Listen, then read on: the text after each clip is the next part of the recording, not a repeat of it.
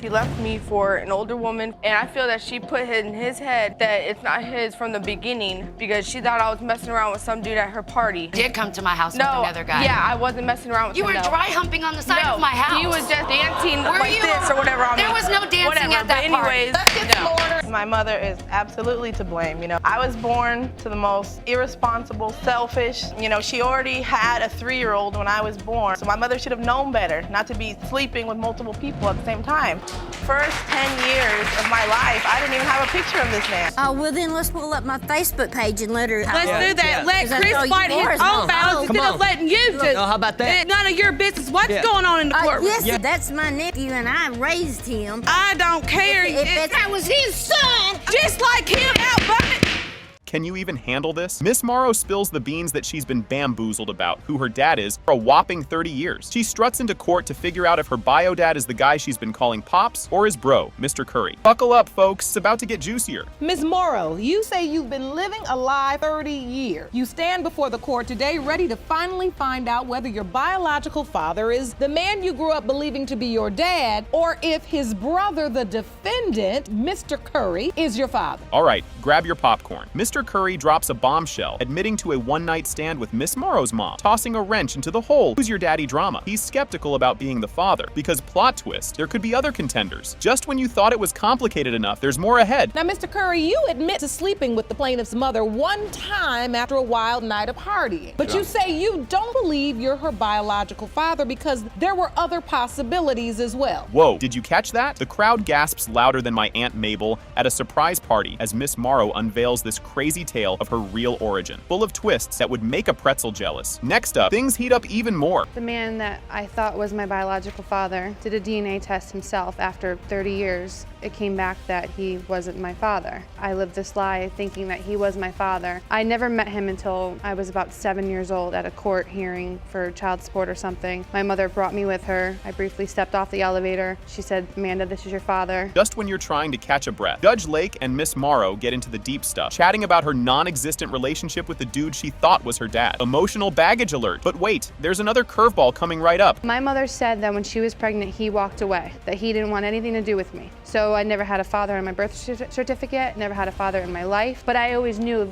You see, my You brother always understood him to be your father. That's the person you thought. My brother always believed that he was her father until just recently when he got this DNA test done. That's when I found out that apparently he wasn't either. You gotta hear this one. The DNA test mess-up saga continues as Miss Morrow explains the epic fail of how her supposed dad botched the mailing of his sample. Yep, it sat in his car like an old fast food wrapper. Brace yourselves. The results are up next, and they're a doozy. And he told me he left it in the car for 2 weeks, and then when he mailed it, it got mailed back to him because there wasn't enough postage on it. And then he mailed me my part of the kit, so that's when this all started. When he mailed me the part for me, he mailed me two samples. One for my mother, one for me. So Dave bought a DNA test because he always had questionable doubts. You know, he said he's my father, but he just wanted proof. I have a DNA kit here. I'm sending in my sample. Bet you didn't see this coming. Mr. Curry confesses he did indeed have a fling with Miss Morrow's mom, which might just make the family tree a lot more tangled. As the plot thickens, the DNA test results are about to drop some major truth bombs. I slept with her one time. You slept with Ms. Morrow's mother. Correct. Then I introduced her at a party to my brother, when she started sleeping with him. Like, why not say, I don't know who your father is? Why say this David Curry is my father? From the time 15, you let me meet him, go to his mother's funeral. So she told me on the phone. I kind of was like, you know, it hit me. I was upset. I mailed it in overnight. I told David I mailed it in. He still didn't pay for the payment. The suspense is eliminating me. Everyone's on edge as the court waits for the DNA results that could end this family mystery once and for all. And I'm telling you, the results are about to shake things up big time. His niece told me, listen, you need to talk to Uncle Ken. And he told me that. But what I want to know is why nobody told me this when you met me the first time, that you slept with my mother. You know, well, when I was 16. See, the issue with me is only the one time, and then introducing her mother a couple of weeks. This is the big reveal, folks. Amanda, Mr. Kenneth Curry is not your father. Buckle up, Buttercup. The session kicks off with Clark versus Newby lighting up the screen. The judge gives a warm welcome, rolls out the red carpet of legal jargon, and lays down the scoop. Ms. Clark is adamant that Mr. Newby is the daddy, but he's not buying any of it without a receipt. Grab your popcorn, because this is just the appetizer. Ms. Clark, you claim that you and the defendant, Mr. Newby, dated for only 3 months before you became pregnant with his baby. You say the relationship was moving forward until he left you for a woman you claim is old enough to be his mother. It is your belief that she is the reason Mr. Newby is denying paternity. Hold the phone. Mr. Newby isn't taking this lying down. He claims Ms. Clark was playing the field when the baby-making music was playing. He drops a bombshell. He'd fight for custody if the tyke is his, calling out Ms. Clark on her mommy merits. Fasten your seatbelts. It's about to get bumpy. You say the plaintiff was involved with another man at the time she became pregnant. You do not believe you are the father of her child and claim it has nothing to do with your new girlfriend, Ms. Faulkner. You also say if the baby is yours, you will fight for custody because you believe the plaintiff is an unfit mother. Oh boy, the gloves are off now. Ms. Clark accuses Mr. Newby of ditching her for a cougar, causing the courtroom to erupt like a high school cafeteria. The judge has to play the cool principal simmer down the sass. Watch out, because the next bit has more twists than a pretzel factory. He left me for an older woman, and I feel that she put in his head that it's not his from the beginning because she thought I was messing around with some dude at her party. You did come to my house with another guy. Yeah, I wasn't messing around with him. You were dry humping on the side of my house. He was just dancing Were like you? this or whatever on There was no dancing at that party. Let's get Florida. Grab the tissues, folks. Ms. Clark opens up a can of emotional whoop-ass, sharing her rough ride with drugs and family tragedies. It's a tale that tugs at the heartstrings, peaking with her fears of abandonment when Mr. Newby bailed. Stick around. The emotional roller coaster has a few more loops. Your Honor, when I met him, I was in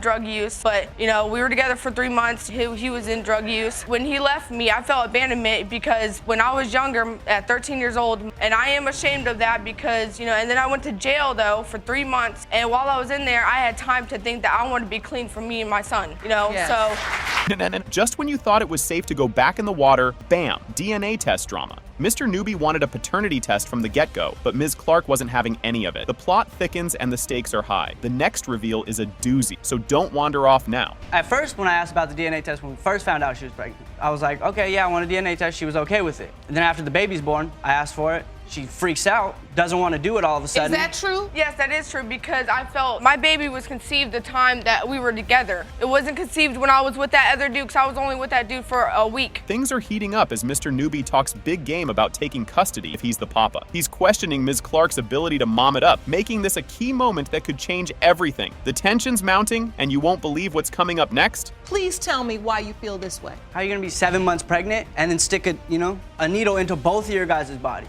Okay, but I like went that to jail baby had and to I'm go clean through that now, for no so. reason. She didn't even give him a chance. Now, Ms. Clark admitted that was absolute irresponsible action, which was inexcusable. I heard her say that. It's the moment of truth. Time to drop the mic. When it comes to 3-month-old baby Richard, Mr. Newby, you are the father.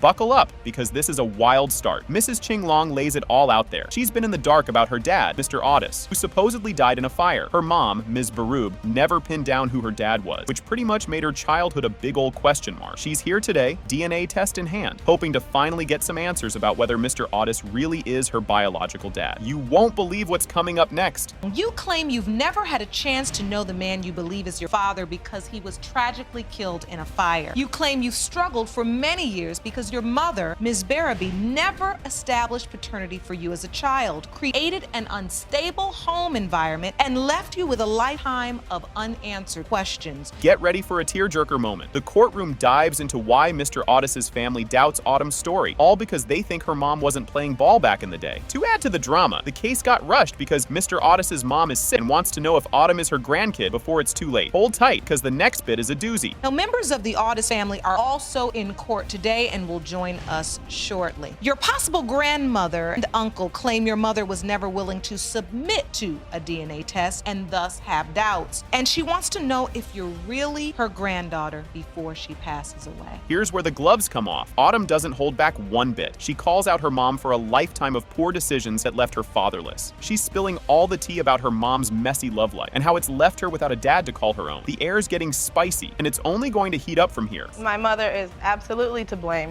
I was born to the most irresponsible, selfish, she already had a 3-year-old when I was born. So my mother should have known better not to be sleeping with multiple people at the same time. First 10 years of my life, I didn't even have a picture of this man. We moved back to finally so I could meet him for the first time. He had passed away 2 years earlier. Things are heating up now. In a fiery exchange, Ms. Berube claims she did her best to connect Autumn with her dad, despite life throwing curveballs her way. Autumn's not having it though. She's upset that some random guy's name is on her birth certificate instead of her real dad's. Stick around, because the next part is a real jaw-dropper. He got in a relationship with a really bad person. I got married to a very controlling man. My ex-husband moved me 1,700 miles to Arkansas. But my birth certificate doesn't have his name on it. It has somebody else's name that she was with at the time of my birth. I was living with.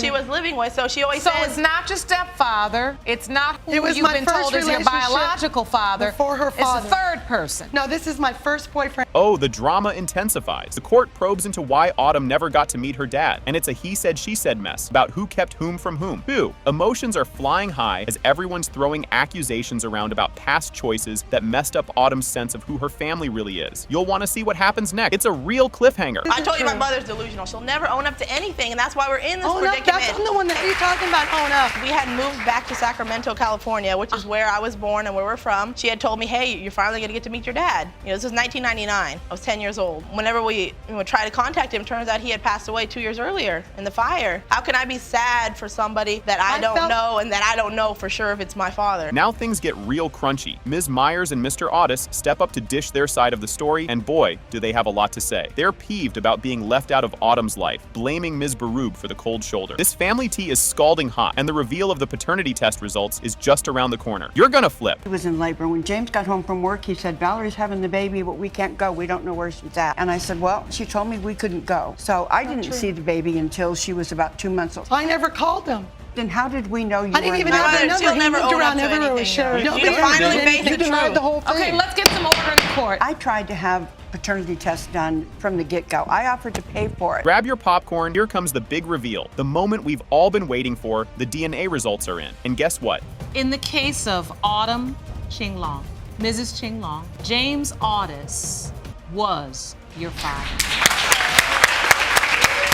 So here's Mr. Ahmad on cloud 9 about being a dad to little Nevaeh. He spills the beans about his joy at fatherhood. Then, bam, Ms. Day drops a bombshell that maybe, just maybe, another dude could be the dad. Ahmad's here in court to sort out this daddy dilemma. Brace yourself, because it's just the start of the soap opera. Mr. Ahmad, you say you were overjoyed to be a father after the birth of your first child, 22-month-old Nevaeh. However, you claim that you were crushed when the defendant later told you another man could be her dad. You are here today to prove you are Nevaeh's father. Talk about a plot twist. Ms. Day steps up and confesses that she's been unsure about Ahmad's dad's status from the get-go. She's all set to prove that another man is the real daddy-o today. Stick around, because things are about to get even spicier. Ms. Day, you say that you were honest with Mr. Ahmad and told him from the beginning that you did not believe he was Nevaeh's dad. You plan to prove another man is Nevaeh's father today. Get your tissues ready for this heart-tugger. Ahmad opens up about his previous tragic loss due to an ectopic pregnancy, making Nevaeh like a second shot at fatherhood. This guy waited 40 years to be a dad, and now he's wrapped up in a paternity pickle. You won't believe what comes next. And so you found out she was pregnant and you were excited because this was your very first child. Yes. And also,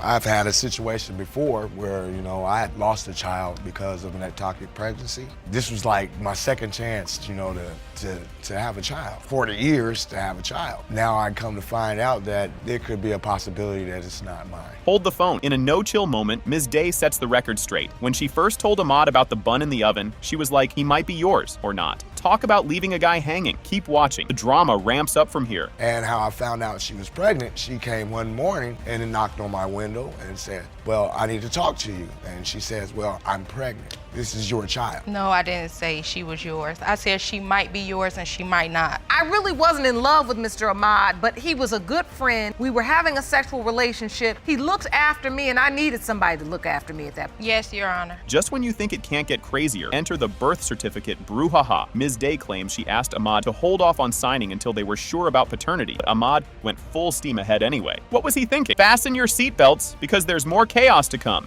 When Nevaeh was born, were you present, Mr. Ahmad? I was present the entire time she was pregnant. I cut the umbilical cord. I signed the birth certificate. After the baby was born, we left the hospital together. Matter of fact, her mother picked me up to go have when the baby was being delivered. Her own mother drove me to the hospital. Here comes the judge with the receipts. Social media posts show Ms. Day singing Ahmad's praises as a stand-up guy and soon-to-be dad. These posts seem to say, Ahmad's the dad, no takebacks. But wait till you see how these posts stir the pot even more. We found some very interesting posts. It says, Happy Father's Day to my child's father. Even though she's not here yet, he's already amazing. I'm proud to call him mine. That's because he was there. He was there. He wanted to be her father. So that was before she was born. Yes. Yikes. Talk about complicated. The courtroom learns Ms. Day's been juggling both Mr. Ahmad and Mr. Flowers. Each guy has played daddy in their own time. It's like a reality show with more court orders. Don't miss what happens next. It's a real jaw-dropper. If you truly believe Mr. Ahmad is not her biological father, why worry him at all? I don't call him. I barely ever ask him for anything. Mr. Flowers is my best friend, and he's always been there before me, before I even had a kid. I'm out of this situation now, and my main deal is, what is the paternity of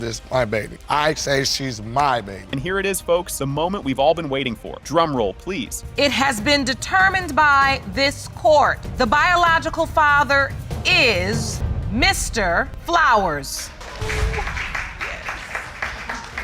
You won't believe this opener. Ms. Stanley hauls Mr. Williams into court, demanding a paternity test to prove he's not the dad of 3-year-old Ryan Alexander. Despite their previous fling, she's sure the test will clear things up. Buckle up, it's just starting to get juicy. Miss Stanley, you have dragged your former fling, Mr. Williams, to court for a paternity test to prove he did not father your 3-year-old son, Ryan Alexander. You admit to being intimate at the time of conception, but say today's results will prove your son does not have his DNA. Here's where it gets spicy. Mr. Williams steps up, totally convinced that little Ryan Alexander is his mini-me. He throws shade, suggesting Ms. Stanley is pushing him out because her new beau doesn't want him in the picture. Wait till you see what's up next. Mr. Williams, you say baby Ryan Alexander is the most important person in your life and claim the only reason Ms. Stanley is doubting that Ryan Alexander is your son is because she has a new man in her life and doesn't want you around. You're here with your Aunt Mary, who says she has proof to show that Ryan Alexander is your biological child. Things are heating up. Enter Ms. Combs, rocking up with what she claims is solid proof that Ryan is indeed Mr. Williams' kiddo. She talks about Ms. Stanley's supposed wedding plans with Mr. Williams like it's some soap opera plot twist. Keep your eyes peeled. The drama's about to escalate. And I have proof of that, ma'am. Where she was texting me off of Facebook, asked me if I was Chris's aunt, and that they were gonna get married, and she wanted me to do the wedding because I am a community chaplain. And I told her, yeah, and she asked me how much would I charge. I told her nothing because it's my nephew. She's nothing but about